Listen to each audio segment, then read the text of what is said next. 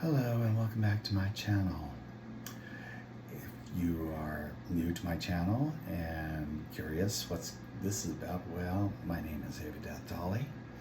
I'm 58 and I've been a very long time member of the LA Deathrock and LA goth scenes and pretty much everything in between over the years.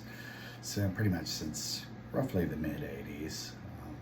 I can't claim myself as a founder of the scene because those people started in 1980, and that would include some of the people I've talked about before, such as Roz Williams and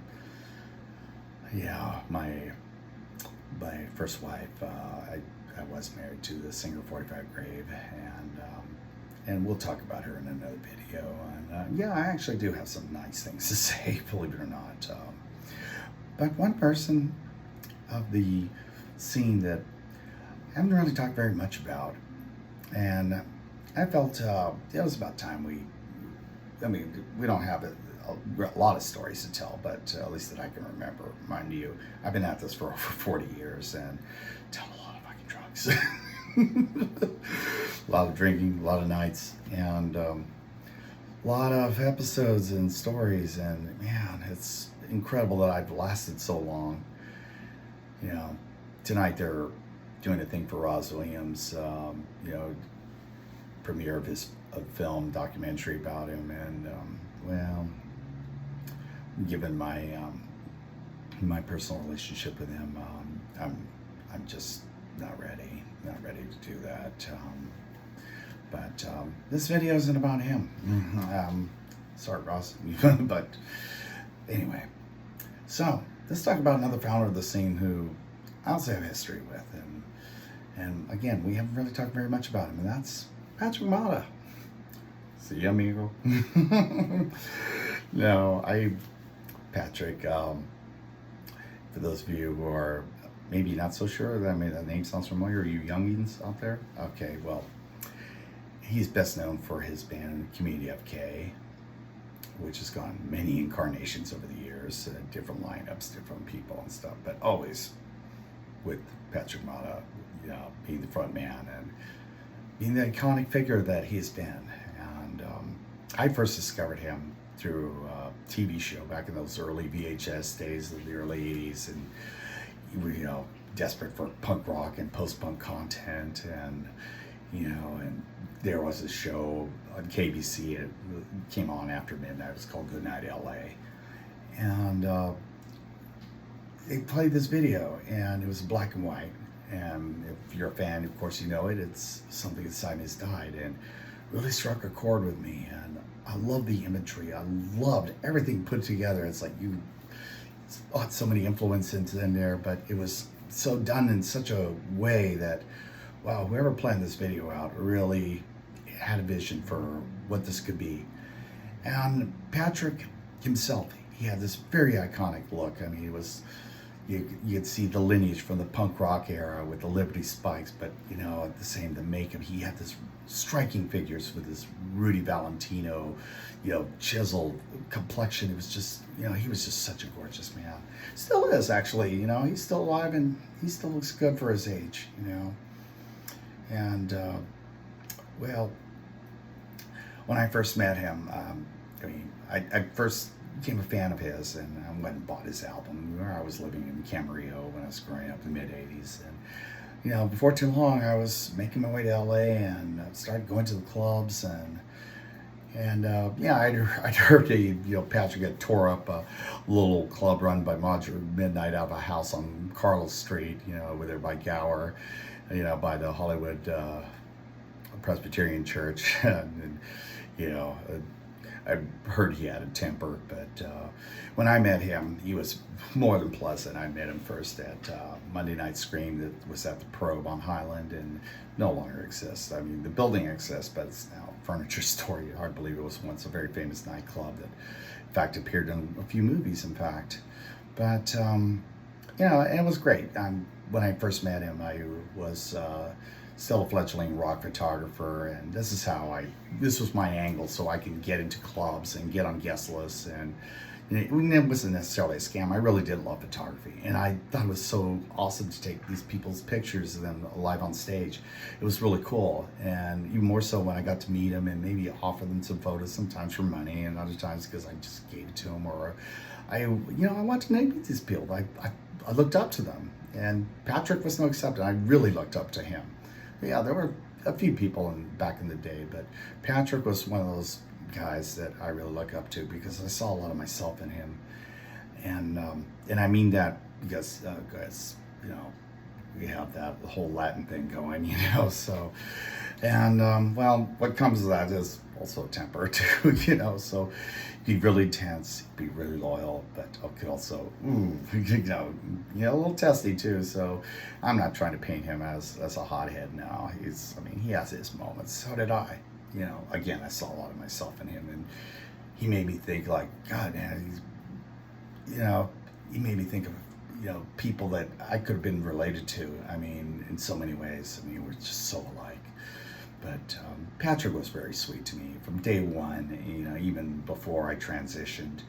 And when I eventually did come out, by this time I was already married to a friend of his, of course, the Sigma 45 grave, and by that time it seemed like all my accomplishments, everybody I had met prior, didn't seem to matter anymore because everybody's saying, oh well, this young chew toy here that Dinah's walking around with, just along for the ride, and yeah, I did meet a lot of people through her, but I met Patrick on my own, just like a Stipator. I met him on my own prior to being with her, and I met him in the days when he was still with his first wife, Stephanie, who I later became friends with for a while, and partially through my first wife, of course. Then I won't deny her that, and I had some fun nights with her, but and socially, of course, but by the time Patrick was already parting ways with Stephanie, he was single for a while, and he would occasionally bring out Community FK as a project. And I say that loosely because none of the original members were still with him. It seemed like he had kind of a high turnover. And I didn't question it at the time. And, I'm bigger, it's like people come and go, and the scene was kind of fluid, and no big deal, it's like still looked up to him. When I came out, during my first transition it was sometime after it was around 1995. My first wife, Mary, she threw me a really cool party. There was everything from drag queens to, other, trans people. There were a lot of Deathrock people, some new goth people. They were fans of hers, and it was a mishmash of people that I met and knew from the movie scene. And Patrick had come over. I didn't know he was going to come over, and he was one of these guys. He can't come up empty-handed, and he made me this beautiful card. It was kind of cool, Other people, bought things for me, and I was awesome. I was very thankful, but I was kind of touched that this is a guy I looked up to, a guy I saw as a rock star, and he's handmade me a card, not because he was broke or cheap or anything like that. No, he wanted to do it, and he was very artistic, and I thought it was really cool that he took the time to do this, and it wasn't something that he just doodled out in 1 minute or anything. No, it looked like he spent some time on it, and I thought it was really cool. And it's unfortunate that all these years later I no longer have it. Shaitan, a year or two later, would make me a beautiful card, and God, I treasured it for so many years, and got lost in a move somewhere, and it's really regrettable because these people did this for me, and I thought it was kind of cool, and not because of who I was married to, because they struck up friendships with me, and Patrick was always fucking cool to me, really fucking cool to me. Well, so here we go on to the next phase of the story. So Patrick, he had that reputation. He had a night where he got really pissed off at the crypt. He got very drunk and stormed off violently, and he had his moments. I wound up having my moments too, and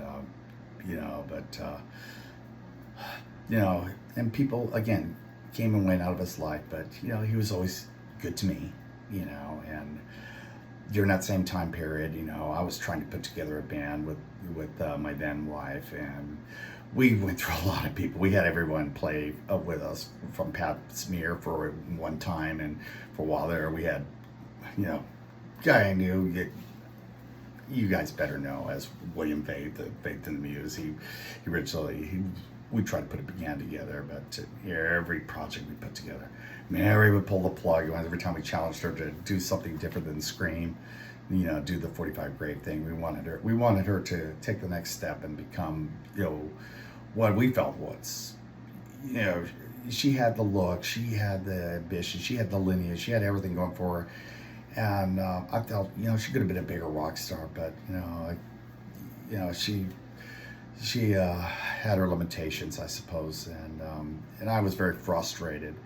And so the first band she toyed with the idea of putting together yet another band, and after about 5 bands, I said, no more. I'm not going to get all excited, put a lot of hours of work and get involved, and only for her to pull the plug. I hate fucking plug pullers, as I call them. And because I've been in quite a few bands that had never left the rehearsal studio, and it's unfortunate, you know, egos and what have you, you know, happen. And so she, you know, put together, you know, she took over a band. It was called El Diablo, that Doogie Flyswatter briefly took over and handed it over to her, and that became Penis Flytrap. And because I got so fucking annoyed, I knew like the guy that replaced me very much. I wanted to play again, and you know, not so much out of revenge. I just wanted to play. I wanted my independence from her, because, you know, at that point our marriage was going very sour, and it looked very doomed. And at that same time, Patrick, you know, he asked me if I was interested in playing with him, and I said, "Fuck yeah!" You know, I knew his premiere song. I knew everything off that album. I was like really excited, you know. I said, wow, here's gonna be my real fucking chance, because, you know, I've been let down so many times with Mary and other musicians prior. And well, as I later learned, you know, Patrick, I'll give him credit. This is the smart thing. At the time, I didn't see it that way, and I was a little hurt. But you know, he had this iconic head, and he had this image and this whole thing. And he wasn't going to let somebody that just decided, you know, that he picks up that, you know, maybe new, you know, right off his coattails. He wasn't going to do that. He was going to make them work for it, and work for it they do. And oh fuck. And I loved hanging out with him. You know, by this time he was now, I'm not sure if he already married her or he was already dating her. I'm not sure the order now, but it's been a long time. But Sherry Rubber was now in his life, and I guess they just got married or somehow. And she was so delightful. I just adored her. I mean, and it was really cool because, you know, it's a young trans girl, you know, it's like, you know, to have a actual female girlfriend, you know, that you're just friends with, you go shopping with, you do hair dye, you do girl things, right? You know, it was kind of cool to have her. And it came right on the heels after losing. I was friends with a girlfriend that Rick Wilder was dating, and she had OD'd and died, and so losing her was a big loss. And because she was kind of like, I guess, technically my first female girlfriend that, you know, was just like a bud with me, and a real sister to me, and treated me as a sister, and it was really cool. So Sherry then filled that gap, and I loved hanging out with Sherry. She was just so fucking cool, and you know, excited to play in a band with not just Patrick, but with her too. You know, because she was very fucking talented. She still is. I mean, amazing guitar player, and not to mention she's got those fucking, you know, fetish ass looks that, you know, to die for. You know, still does. You know, Patrick's very lucky. You know, it's like she's, you know, I guess, you know, just perfect for him, you know, and God bless the two of them. They make a beautiful couple. So getting back to playing with him. Well, I was all excited to play with him, but I went in this very naively because I didn't know that, you know, despite our friendship, Patrick was going to test me. And test me he did. And, well, his way of testing people is like, you know, he liked to drink. And, well, I like to drink too.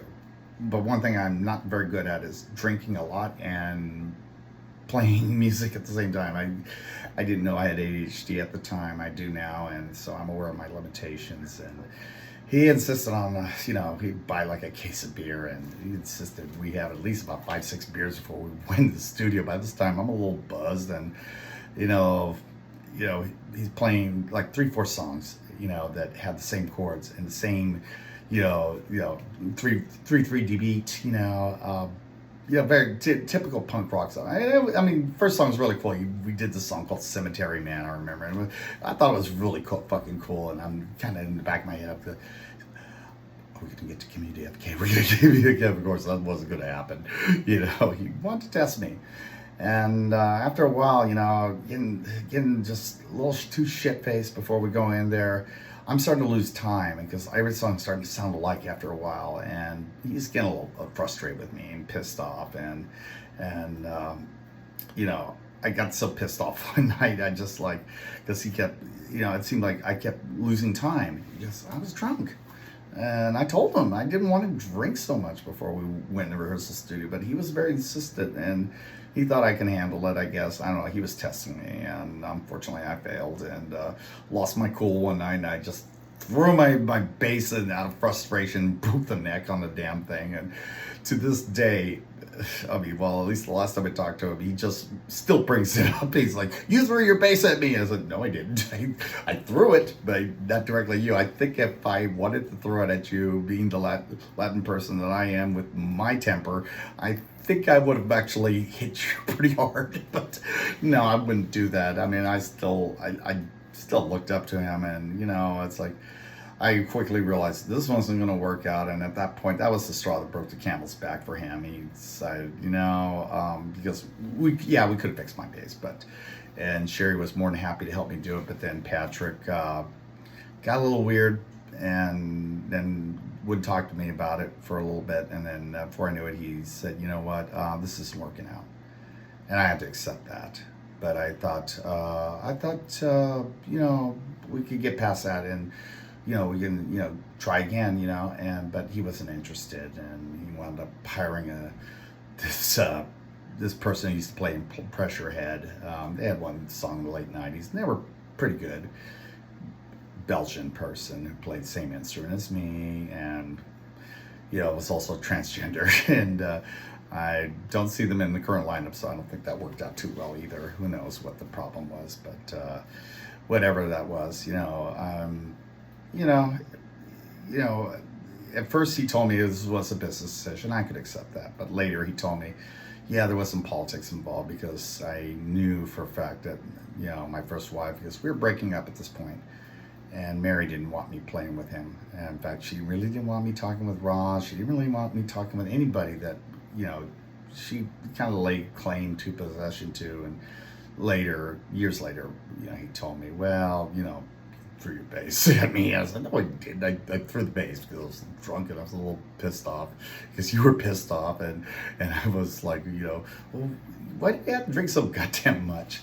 Of course, now I understand what he was trying to do. And yeah, I don't hold a grudge, and we kidded about this many years later when I was running a website called LA Aftermath, and I did an interview with him and learned quite a bit about him that I didn't know prior. Like, for example, he's written some songs that kind of got lifted by other people.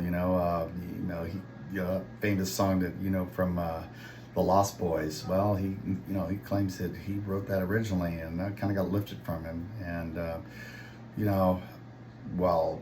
I just got a taste for it. I mean, I still consider him a friend, even though we haven't talked in many years. I mean, I don't have any grudges or anything.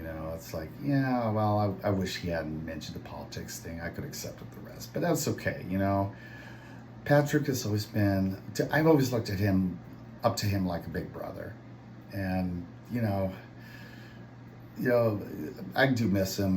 He was temperamental, and, you gotta have to approach with caution sometimes, but he could be so down to earth and so cool, and be straight with you. And he was always about punk rock, it's like, even though he was famous for Deathrock, he just, is true to his roots, and you gotta admire that. I mean, that is what it is to be hardcore, you never fucking sell out. You are This is who you are. This is part of this is not just your identity. It is who you are, you know, just like this is for me, you know, I may not look hardcore death rock every single day or every waking moment these days. I feel after 40 years, I've kind of earned it. I can pretty much do whatever the fuck I want, but I am. It's all good. Like,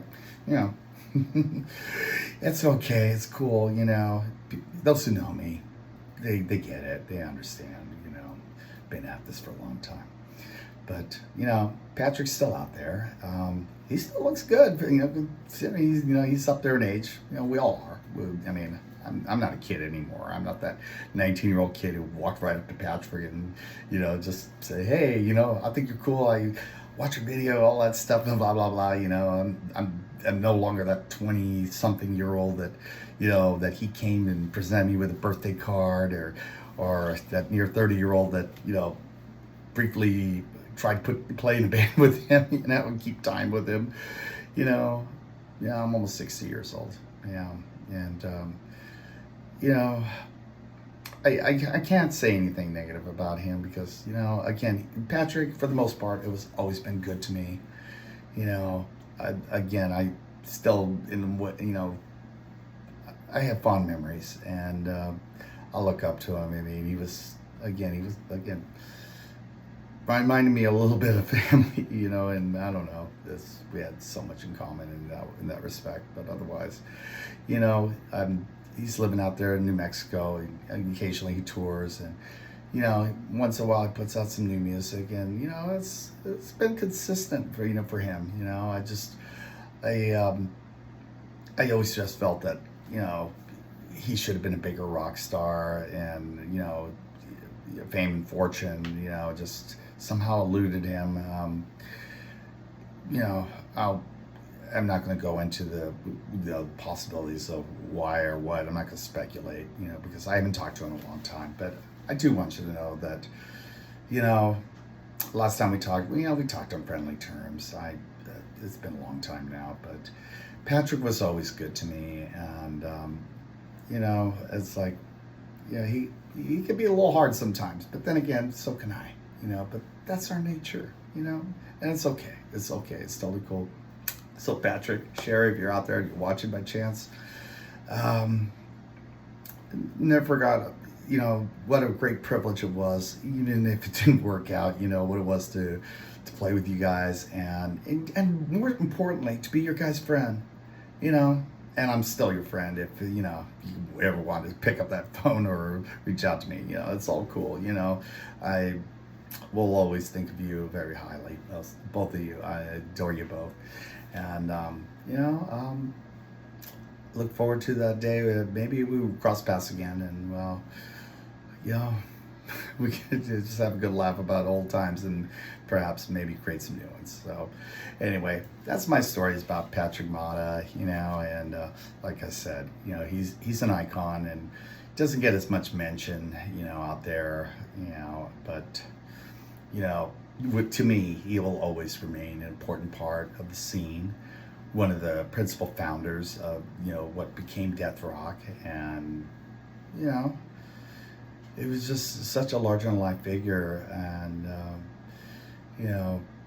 those of us who knew him, well, it really was a privilege, and I can say that about quite a few, not too many people, but it really was a privilege to know him for a time, and if by chance you get that opportunity, be forewarned. But no, he really, Patrick and Sherry, they're just wonderful people, and I look forward to the next piece of music they put out there. It's always been consistent and always been true. Anyway, this has been David Death Valley, and this has been my Patrick Mata story. Have a good night. Love you all. And again, if you're new, please like and subscribe. I know everybody says, ask you to do that, but hey, it's been helping me lately. No, I'm not making money off this. I don't ever foresee doing that, but, I do like the traffic, and, it's making it harder for certain people to try to make me disappear. All right, folks, please. please enjoy, and tune in next time when I have some more Deathrock history, and we'll get back to more normal things. You know, it'll happen. I guarantee you. Have a good night. Love you all.